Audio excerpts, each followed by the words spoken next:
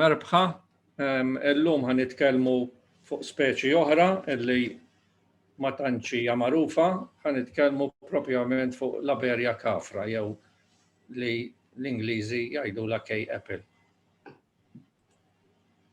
Ħanaraw ftit siġar illi xi membri ġabdew ikabruha, din hija waħda miż-sbieħ kbar u ħoxnin tal-Leon Borġ.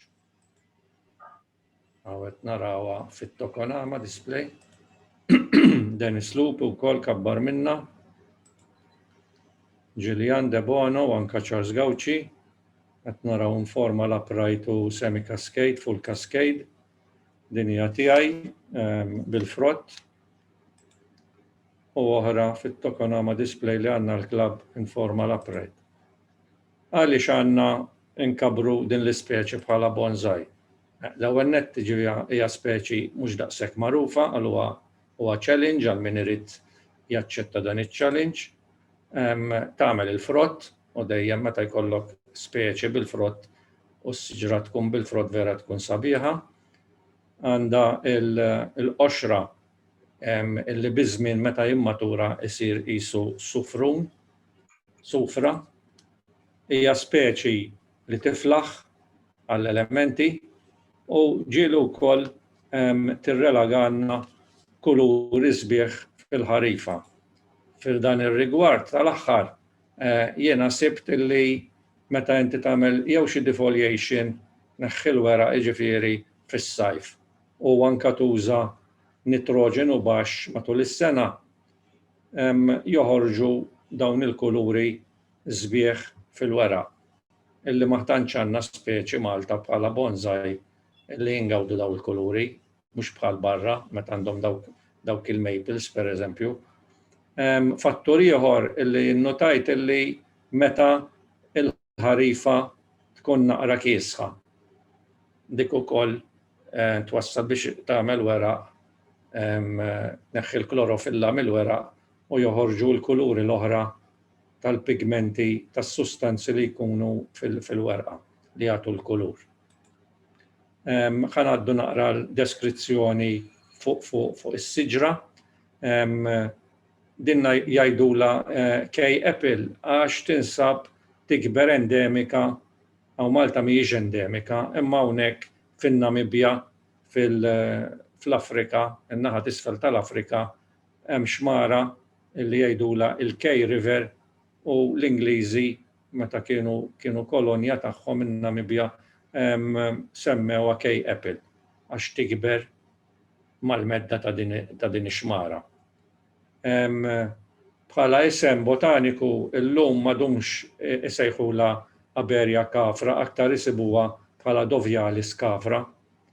Hija Kay apple għax tittiekel, jiġifieri f'dawn il-postijiet remoti tal-Afrika kull ħaġa li jsibu jippruvaw jaddattawha għall-ikel għax hija tittiekel u hija forma ta' tuffieħa ħanajdu hekk, imma tuffieħa xi hija frotta li tittiekel. U kif spjegajna il-kelma Kay għax tikber mal-medda tax-xmara. Hija waħda minn 3 speċi tad-Dovialis u hemmhekk hemm l-ismijiet għal min ikun irid jidħol fid-dettall. U jiena nħoss ukoll illi din l-ispeċi bħal speċi oħra illi ġa minna lectures fuqhom tadatta ħafna għal Malta. U ġa għandna xi snin inkabruha u ġa għandna riżultati tajbin ħafna. U bħalma ippuxjajt speċi oħra, nixtieq li nippuxja nimbotta aktar din l-ispeċi għal bonsai u nkunu pionieri żgur fit-tkabbir tagħha fl-Ewropa jekk mhux fid-dinja ġifieri. Bħala speċi trendi ħafna t-teknika tal-bonsai b'ċertu diffikultà però imma ċertu stili kif ħanaraw jistgħu jintlaħħu. Barra minn hekk għandek il-frotta sabiħa u tittiekel ukoll ġieli kilt minnha tajba ħafna. Bħala repotting u żbir m'hemmx problemi u qatt ma naf illi kelli xi mart fiha.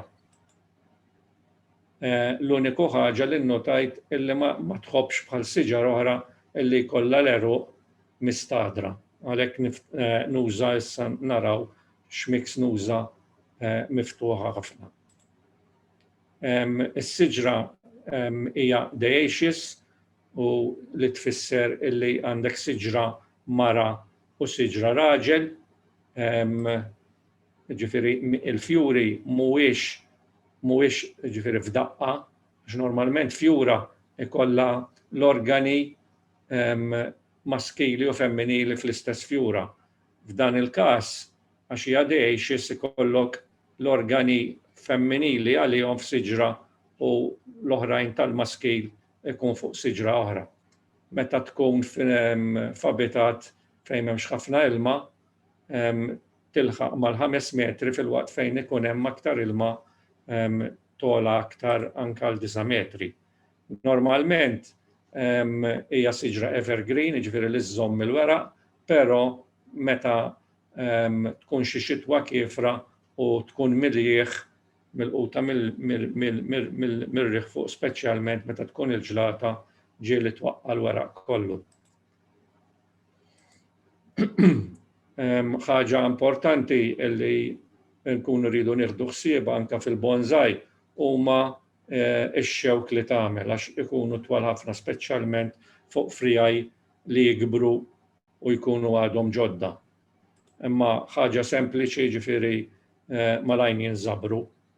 Is-siġra wkoll fejn tikber fis-selvaġġ għandha dak l-effett li ngħidulu tal-allelopati.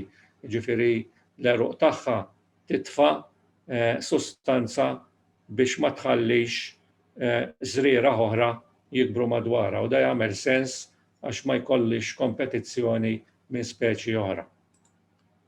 Hawnhekk qed naraw fuq ix-xelluk għandek il-fjura maskili tar-raġel u fuq il-lemin għandek il-fjuri femminili, jiġifieri il-fjuri nisa. Ma tantx huma xi fjuri sbieħ u għalkemm insibu illi suppost id-dukkar tar-raġel, ġifieri il-pollen irid idakkar il-fjura femminili, hemm rapporti fejn siġar nisa jagħmlu wkoll il-frotta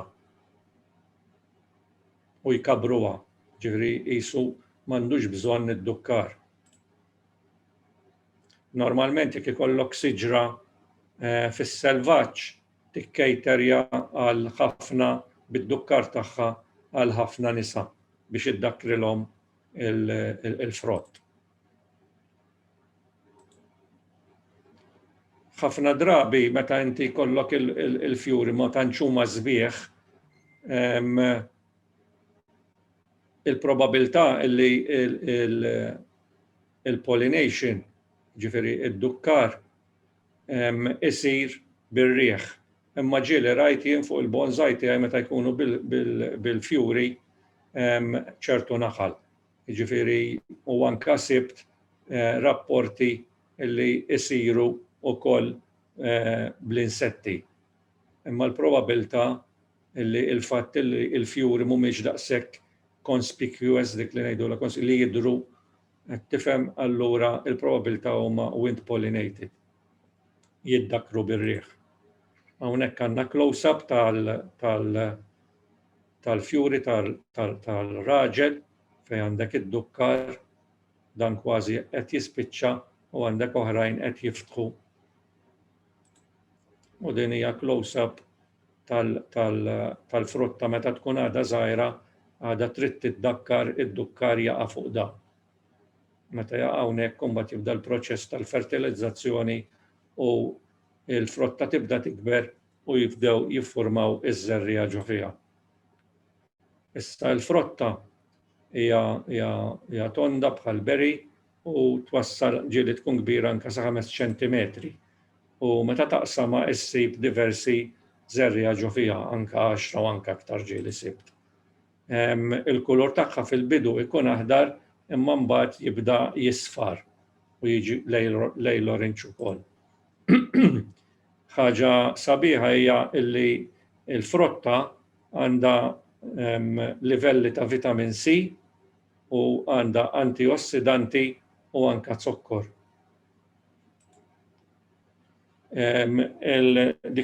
Il-perjodu li meta inti tkabbar siġra miż-żerriegħa u trid tistenna ċertu snin biex tagħmillek il-frott huwa bejn 4 u 5 snin.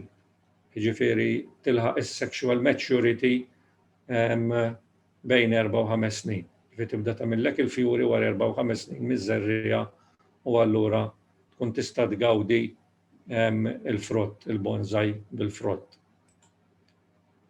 Issa fejn hija endemika tintuża għal ħafna affarijiet, ġifieri tista' tikolha kif taqtaħħa, tista' tqaddidha u kif ħanaraw ġifieri ħafna drabi imbillija ftit aċiduża ġieli jaqsmuha, jagħmluha naqra zokkor fuqha, iħalluha jsu nofs sija u mbagħad jikluha.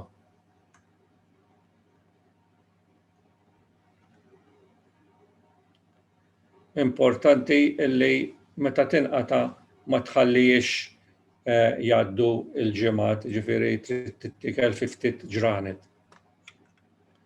Jagħmlu minnha ġam u jekk inti tiggooglja issib ħafna riċetti kif tagħmilha, jagħmlu wkoll ċatni illi mbagħad jużawh mal-laħam, hemm ukoll diversi riċetti għal min irid. U anka tintuża speċjalment fejn tikber, fejn ma tantx ħassib tabib malaj jużaw dak li jsibu għal mediċina. Ġifieri il-frott jintużaw għal kontra id-dardir u d-diarea, anka l-weraq jista' jittiekel u ġieli nixfuh u junżawh ukoll għas-sola u l-bronkite. Anka l-qoxra tintuża tas-siġra għal min ikollu xi uġigħ fis-snien u anka għal min ikun bagħti bi griżmejħ tant illi jinħana.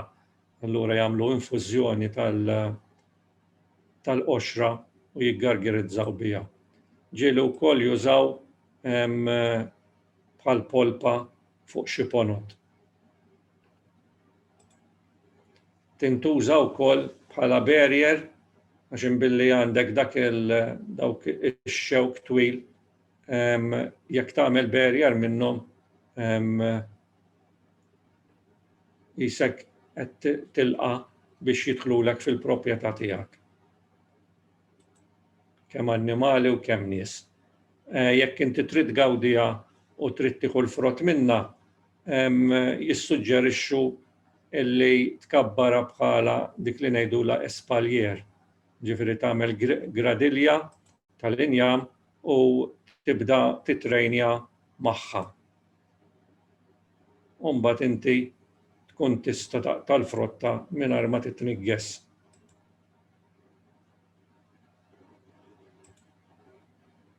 Ġifieri jaraw x'kull xewka għandek. Issa ħanibdew naqra il-propagazzjoni tagħha fir-rigward kif aħna nistgħu inkabru għal bonsai, tista' tkabbara miż-żerriegħa, minn cuttings u minn air layering. Ħanejdilkom l-uniku żewġ siġriet illi jiena sibt madwar Malta s'issa huwa fl-Argotti, mela hawnhekk inti tidħol minn hawn. Tajjeb. Timxi. Dan huwa ġifieri dak il-passaġġ li tidħol mill-Argotti huwa eżatt kif ħadd tidħol hawnhekk il-klabb tagħna hawnhekk. Kif tidħol hawnhekk hemm siġra issa żabru għal fuq. Ġifieri imma ġieli jkun hemm ħafna frott li jkun mal-art li tista' tiġbruh ukoll u tieħdu ż-żerriegħa. U mbagħad jekk timxi aktar il-ġewwa hemm oħra tħares f'dan il-gandot tas-sur hemm siġra oħra wkoll. ġifieri iż-żerrija il-frott minn hawn ġbartu. Sinten dis-soltu niġbor ħafna żerrija, ħafna frott. L-importanti li tiġbor iż-żerrija meta tkun safra mhux tkun għadha ħadra. Okay? U ż-żerrija titnaddaf, tneħħilha ġifieri dak il-flesh, il-laħam tal-frotta u għandek ġerminazzjoni tajba ħafna. Meta tkabbara miż-żerrija, ir-ratio li miż-żerrija tieħu raġel huwa 10 ma' wieħed li tieħu mara. Ġifieri jekk inti għandek ħanejdu għall-argument għandek 100 żerrija, stenna li għandek 90 minnhom ħajkunu irġiel u 10 ħajkunu nisa. Ġifieri qed taraw illi ir-ratio imur aktar lejn ir-raġel, siġra raġel.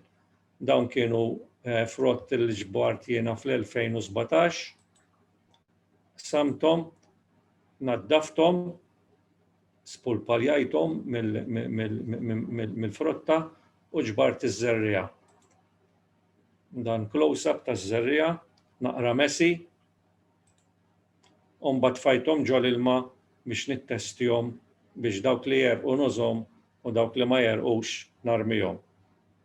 U anke tnaddafhom ftit billi torokhom ma' xulxin bejn is-swaba ħalli tneħħilhom anke dak il-ftit rita li jkun fadlilhom. Mbagħad tħallihom jinxfu ftit imma mhux għax-xemx dirett u jkunu waslu fi stadju li inti tista' tiżragħhom. Hawnhekk kelli pot li kont tagħmel id-drainage layer, titfa' il-kompost u mbagħad tillevellaħ biċ-ċanjama tibda titfa' iż-żerrija fuq wiċċ il-kompost. Hawnhekk għandek iż-żerrija mifruxa. U mbagħad inħobb narbel ftit mill-kompost fuq iż-żerrija biex ikollok layer irqiq mingħajr biċċiet kbar tal-kompost. U mbagħad nerġa' nafas kollox ħalli meta ssaqqi inti ma joqgħodux jiġrulek iż-żerrija u jmorru f'daqqa.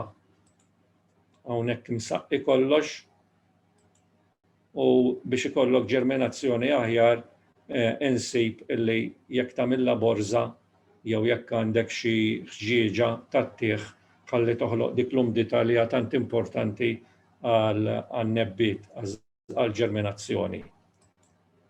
Importanti li ma tħallix fix-xemx dirett, imma fejn kollha d-dawl ħalli l-ġerminazzjoni tibda. Bħal meta naraw f'din, ġa għandek in-nibbieta, hawnhekk għandek oħrajn u fi ftit jiem jibdew jimbtu. Jibdew joħorġu l-ewwel weraq li jkunu ġo żerrija li mhux il-propja weraq dawk li ngħidulhom il-kotilidini. Dawn huma sensiela ta' ritratti li jiena ħadd fejn qed turi l-ġerminazzjoni tagħhom. U kif taraw ġifieri għandek ġerminazzjoni il fuq minn 90%.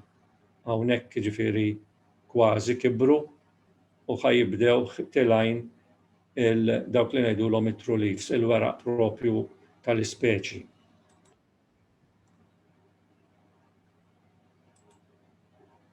Hawnhekk f'stat aktar avanzat għalkemm għandek il-weraq għadu jidher il-cotyledonous għandek il-weraq tas-siġra propja.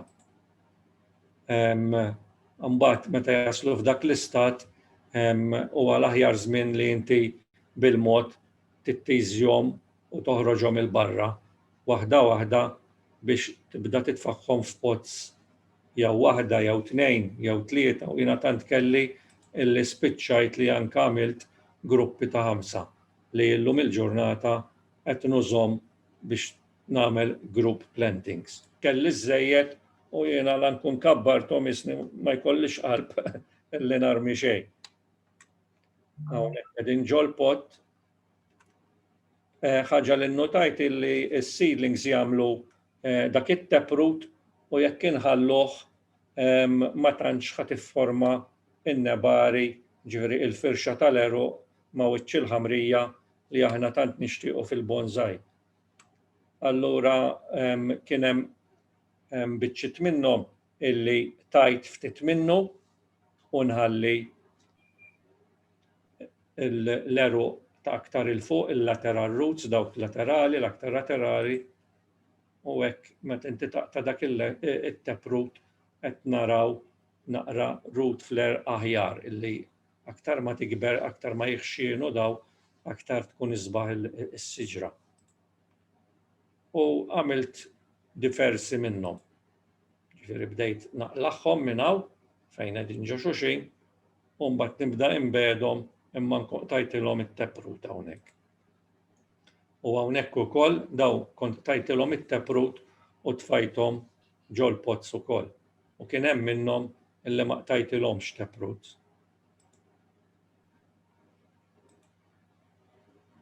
Jagħmlu meta jaqbdu jikbru, jagħmlu issa naraw ukoll meta nagħmlu r-repotting jagħmlu sensiela kbira ta' fibrous roots fini u dawn huma s-siġar 3 snin wara illi żammejt ħafna minnhom insaqqihom imma training ġifieri bħala raw material għadhom. Għandi ftit minnhom li ġabdejt nagħmel minnhom billi żbarthom lura u hawnhekk pereżempju taraw grupp ta' 5, 2. Tajjeb hawnhekk xi siġar li ġabdejt ukoll naħdem fuqhom.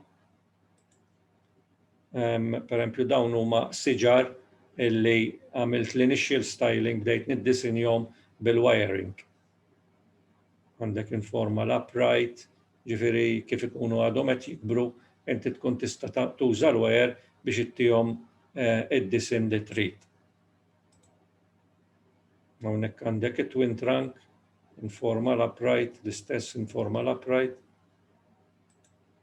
Mbagħad bdejt ukoll oħrajn fejn l-aktar li nużaw il-cut and grow. Ġifieri ukoll, ġifieri tista' tasal għal din is-siġra billi tagħmel il-cut and grow għax tikber u għandek spared growths diversi matul is-sena.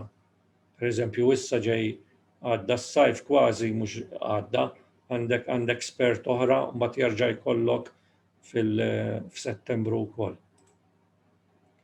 Ġifieri dan wieħed mill-esperimenti li għamilt billi tajtilhom it-taproot biex nara kif ħankabru n-nebari aħjar fuq din l-ispeċi.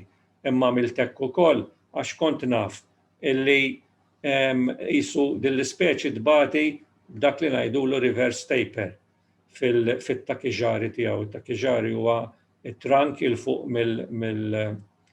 mill-root flare. Hawnhekk tistgħu tammiraw kemm meta s-siġra timmatura kemm il-qoxra tagħha tiġi sa sufra. Imma għandek dan id-difett kbir illi tista' tirratifika, ġifieri tista' iġġibu għall-aħjar billi jew meta jkun għadhom fis-seedling stage fin-nebbiet inti taqtalu it-taproot, it-taproot. Jew inkella meta tkun kibret tuża din kienet hekk, kellha reverse taper. Imma mbagħad dak li ngħidulu intentional scarring għandek il-qudiem meta jiena nirrekordja tistgħu taqraw bil-mod billi inti bħala tuża biċċa għodda biex inti isek tistimola dejjem tagħmel isu ħsara fil-kambjum tajjeb tobrox il-qoxra ħalli tagħmel stimolu billi s-siġra tirreaktja u tneffaħ hemmhekk. Ġifieri irnexxieli biex nagħmilha. U anke dan l-intentional scarring nużawh biex f'din l-ispeċi biex inti ukoll iġġiegħal il-qoxra tat-trank u tal-frijaj jimmaturaw aktar malajr u jirabbu aktar dera aktar matura. Esperiment ieħor illi biex bdejt naħseb biex inneħħi dik ir-reverse taper kien illi fis-seedling stage naqta eżatt minn fejn jibda l-eruq. Ġifieri naqtaw kollu. U għamilt insomma ftit minnhom ukoll, ġifieri naqtaħħom kollha. Hawnhekk għandek close-up eżatt naqta l-erq kollu. U billi tkun għada tarija, għada tibda, hemmhekk għandek ħafna ċelloli illi qed jiddevedu u l-esperiment irnexxa ibbażat fuq ċertu studju illi jiena nagħmel qabel. Imma ġifieri kif qed taraw qed indaħħalhom mingħajr erq xejn. U la kien hemm ħafna, għamilt ħafna s-soltu. Mbagħad issaqihom għax la darba inti neħħejtulhom l-erq tajjeb dawn mhux se jsibu ilma, m'għandekx apparat illi ħajġbor l-ilma. Allura ġifieri hawnhekk qed naraw kemm eruq neħħejt u terġa' tagħmel jew il-ħġieġa jew il-borża biex inti toħloq mikroklima ta' umdità sakemm is-seedlings li neħħejnilhom l-eruq kollu biex jagħmlu l-eruq mill-ġdid. Imma trid ma titfaħħomx għax-xems intendi imma fejn għandek id-dawl. Imma ħaġa tal-għaġeb jiġifieri 3 ġimgħat wara ġa qed naraw għax lajt ftit minnhom tajjeb qed jiffurmaw l-adventitious lateral roots. Hawnhekk għandek close-up u jiġifieri qed naraw ġa mela il-reverse taper issa telaq għax għandek lateral roots eżatt jibdew minn fejn tajna. U jiġifieri dawn kont immarkajthom u biex inkun naf illi dawn huma dawk iż-żerriegħa illi is-seedlings li jiena qtajthom u għandek dan il-proċess li seħħ. Ġifieri dak kien il-proċess biż-żerriegħa. Imma nistgħu nieħdu wkoll minn din is-siġra bil-cuttings, billi nieħdu hardwood cuttings u nagħmluhom naqra rooting hormone, mhux daqshekk importanti għax ġieli għamilt minn rooting hormones u ħadu. Imma meta nagħmlu cuttings, inti tista' tagħżel ġa ċertu moviment fl-istruttura fid-disinn tal-cutting. U ħaġa l-aktar importanti inti tieħu cutting li hija siġra mara. Ħalli żgur tkun ċert illi dik meta ħa tikber ħa tagħmellek il-frott. Għax kif għedna miż-żerriegħa għandek 10:1 li jkun raġel u waħda tkun mara. Din sa fejna fin kont tajt biċċa lil Leone Borġ jekk huwa qiegħed magħna nsellimlu u mbagħad jgħidilna jekk hix raġel jew mara. Sa fejna fin minn għalija li raġel di. Imma għandha moviment sabiħ, kabbara ġifieri cut and grow, ma naħseb uża wkoll xi wire u ilha mit-2002 di. Din l-istess tal-istess żmien hija imma siġra femminili u tagħmel il-frott. Dawn xi cuttings li ħadd is-sena l-oħra. Ġifieri meta tagħmel il-cuttings l-istess bħas-soltu iddeffishom tagħmilhom il-borża kif imbagħad jaqbdu jarmu, tneħħi l-borża bil-mod kif jibqa' jikber, tħallihom naqra għaddel u mbagħad meta jaqbdu jarmu sewwa tibda takklimatizzhom għall-elementi ta' sħana u kesħa. Dan huwa close-up, għandek ir-rimi u kif taraw minn cutting ġiġa inti tista' tieħu ċertu moviment fil-cutting. Li għandna problema illi m'hawnx ħafna siġar minnhom, ġew mhux se tmur għal xi cutting kbira, għax kieku għandna ħafna siġar minnhom anka shear layering tista' tagħmilha żgur ħajjieħdu għax hija siġra b'saħħitha ħafna. U kieku tagħmel layer layering żgur ħanifrankaw snin twal.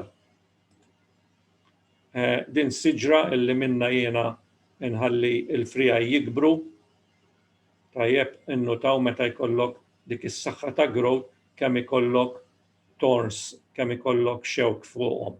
Jiena din nużhom biex nieħu cuttings minnhom għax hija mara għandek il-frott tara.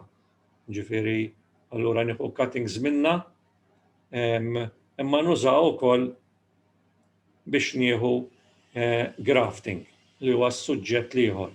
Jiena nuża l-grafting fuq din l-ispeċi biex nibdel is-sess tas-siġra minn raġel għal femminil ġieli nuża billi nlaqqa min-naħa t'isfel, allura kważi s-siġra tiġi mal-ewwel kollha femminil u ġieli kif taraw nagħmel ċertu fuq siġar li huma stabiliti nagħmel ftit branches, ftit friaj u nlaqqamhom biex allanqas ikolli ftit frott lawnu lem fis-siġra. Imma mbagħad ħajkollok ġifieri siġra illi għandek friaj li huma maskili u friaj li huma femminili li fin-natura ma ssibiex. Dan huwa video lil min irid jista' jara l-proċess kollu tal-grafting fuq diversi siġar li għamilt ta' din l-ispeċi. Din hija diagram illi min irid joqgħod jaqra imma importanti illi nagħmlu l-grafting meta jkollok it-temperatura ottimali u jiena sibt illi l-aħjar illi huwa Settembru, ġifieri fuq dak il-video min ikun irid jarah hemm dan il-proċess. Dan għandek siġar, seedlings li ħallejthom jikbru, u mbagħad naqtaħħom, u mbagħad nieħu biċċa minn dik is-siġra illi hija mara u nlaqqamha. Ġifieri bil-wedge technique. U tagħmel it-tape kif tlesti it-tape fejn jagħmel tlaqda u mbagħad tuża dak trasparenti biex iddawwar mat-sokk kollu u normalment inneħħi l-weraq kollu għax kif qedtilkom f'Settembru terġa' tagħmel spert oħra, allura inti meta inti ħad tagħmel dak it-tape m'intix qed tippreveni milli dik l-biċċa zokk li tkun waħħalt ma jinxifx u hawnhekk it-zokk imwaħħal u mdawwar kollu bit-tape. Hawnhekk għandek close-up ta' x'inhu jiġri, imma hawnhekk ġa qed naraw ġifieri minn għaliha xi ġimgħatej wara ġa bdew jispuntaw lejjum. Meta tibda tara hekk l-aħjar illi tneħħi dak it-tape li kellek titfaħħa f'borża u titfaħħa d-del. Ħallittihom ċans biex dak il-weraq ma jibqax jiġi miżmum minn dak it-tape. U jibda jiftaħ, jibda jarmi u tibda is-siġra, tibda it-tilqima, tibda aktar ma tagħmel weraq aktar tissaħħaha u isfel u mbagħad meta jkollok rimi b'saħħtu dak it-tape tneħħih għax tkun saret ħaġa waħda. Ġifieri kif qedtilkom nagħmlu lejn l-aħħar ta' Settembru, normalment wara li tagħmel ix-xita u l-ajru jifriska ftit u t-temperatura ssir ottimali għal dawn l-affarijiet. U nagħmilhom dawn l-affarijiet jiġifieri itlaqqamhom għax kif għedna inti meta inti tkabbara miż-żerriegħa ħafna minnhom ħajkunu irġiel. Din hija siġra illi jien laqqamt li kienet raġel qatt m'għamlet li ġifieri frott, imma kienet siġra ġifieri ġab saħħitha u kbira u matura u laqqamt xi branches tajjeb bl-istess teknika tal-wedge u bl-istess prinċipju. Hawnhekk neħħejta għax ġa bdew jarmu lejjum. Issa ngħaddu għar-repotting din siġra li kont wiċċta u ġifieri użajt il-wiring u għamilta informa l-upright, imma tindunaw li kollok bżonn repotting għax il-ballun tal-eruq jibda jogħla l fuq. Dak huwa sinjal tar-repotting. Barra li hemm xi sinjali oħra, ġifieri li meta ssaqqi l-ilma ma tantx jinżel malajr, eruq joħorġu mit-toqob t'isfel u nnutaw ġifieri kemm tagħmel eruq b'saħħithom. Ġifieri dik in-naqra ta' siġra ara kemm għandha eruq. Innutajt ukoll illi meta iżżomm ma' pot bound aktar tagħmillek aktar tagħmillek frott. U din ħaġa loġika għax nafu li meta s-siġra jisek tkun medda ftit, allura għas-survival tal-ispeċi tagħmel aktar frott biż-żerriegħa għax ħossha medda. Imma ġifieri araw x'kwantità ta' eruq tagħmel. Dan ġifieri ara kemm għandek eruq fini biex jissupplixxu n-nutrijenti u l-ilma.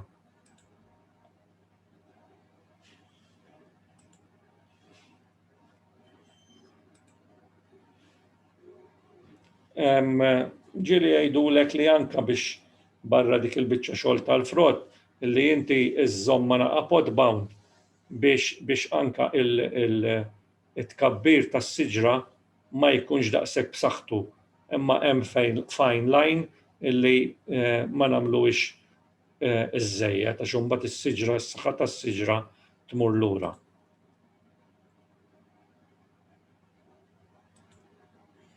Il-ħin tar-repotting, iż-żmien tar-repotting ukoll tista' wkoll inti tieħu ħsieb ċertu eruq li jkunu m'għedinx pożizzjoni tajba billi iddawwarhom tajjeb anke ġieli ta' ftit minnhom u tirranġhom aħjar biex ikollok in-nebari sabiħ. Hawnhekk din is-siġra wkoll bdiet mingħajr intentional scarring hawnhekk, ġifieri weħedha tibda tfellel u tibda tipproduċi dak il-lejer ta' sufra. Hawnhekk irranġat f'pożizzjoni aħjar. U hawnhekk ir-repotting lesta wkoll.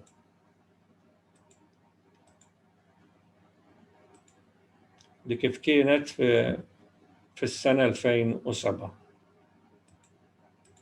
Din siġra oħra, din hija dik li kellha reverse taper imma mbagħad bl-intentional scarring. Dak il-brix, jiġifieri intenzjonat, stimolajnija biex hawnhekk jikber ftit.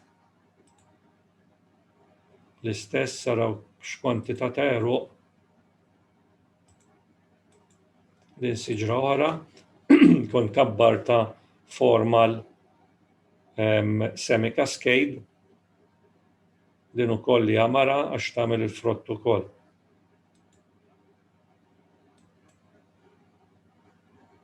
Raw l-ammont ta' eruq. U ġieli għamilt anke repotting ġifieri lejn l-aħħar ta' Awwissu Settembru. U anke tagħmilhom defoliation u tagħmilhom repotting. Ġifieri b'saħħitha immens is-siġra. Importanti l-aftercare ukoll li ġifieri tagħmilha defoliation u hekk tħalliha naqra d-del u mhux għax-xemx dirett.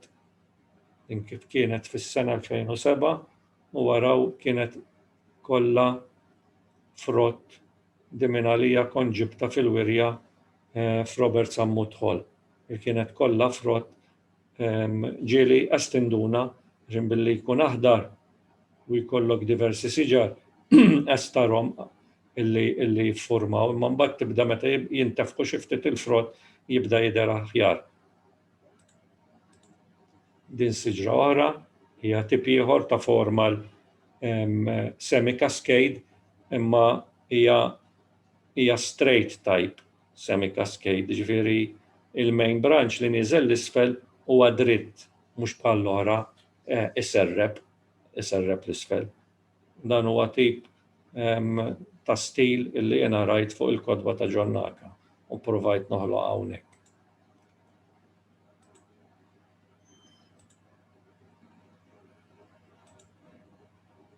Ġifieri ma trix tibża, tneħħilha, ġifieri hawnhekk kważi neħħejt 70% mill-x'ismu. Ġieli jiġri hekk u mbagħad meta tagħmel hekk ġieli isafrulek ftit mill-weraq iwaqqgħuh imma fi ftit ġimagħtejn, tlieta jerġgħu jibdew joħorġu il-weraq il-ġdid. Din siġra oħra hija raġel, forsi issa f'Settembru nagħmilha xi grafting ħalli jkolli xi frija nisa ħalli ingawdina għall-frott u din ukoll qed tifforma ġa s-sufra wkoll in-naħa t'isfel mingħajr weħeda ġifieri mingħajr intentional scarring. Din kont użajt barra cut and grow użajt ħafna l-wiring fiha. Hawnhekk ġifieri għamiltilha defoliation ukoll barra r-repotting. Din hawnhekk kont għadni nuża t-taħlita fejn nuża l-kompost u ma kontx ikolli riżultati. Is-siġar kienu jisom ibatu f'ċertu żminijiet, speċjalment meta isa l-istruttura tal-akadama tibda tinkiser plus il-kompost l-erazzjoni, ġifieri il-pockets tal-arja ma jkunux jibdaw jonqsu u l-eru jibdaw jistadru meta s-saqqi. Allura mbagħad l-għamilt repotting għamilt terriċċu ġqaw kompost ġdid. Xorta kienet b'saħħitha ta' ġifieri kellha l-eru, imma kienet twaqqa ħafna wara di. U dak kien il-xisma hawnhekk l-istess qed taraw ġifieri in-nebari beda ġej bil-mod il-mod u anke s-sufra li hija feature sabiħ ukoll ta' din l-ispeċi beda jifforma. Hawnhekk it-taħlita kif qed taraw ġifieri għandek one part akadama, one part pumice u one part lapillo. Dawn huma żewġ slides ta' videos oħra li jien għamilt li wieħed jista' jara.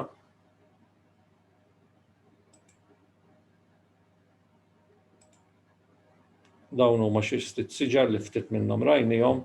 Jidher evidenti li din is-siġra għandha potenzjal veru għadna fil-bidu ta' snin tagħha fit-tkabbir tagħha, imma ġa hemm potenzjal fiha għax għandna ċertu siġar ta' ċertu kalibru mhumiex top, imma biżmien aktar ma jixxienu aktar ħajsbieħu, ġifieri tal-Leone Borgia hija waħda misbieħ u naħseb l-aktar waħda avanzata bħala siġra tal-bonsai b'din l-ispeċi. Grazzi tal-attenzjoni tagħkom u nispera illi kulħadd ikabbar din l-ispeċi wkoll. Grazzi.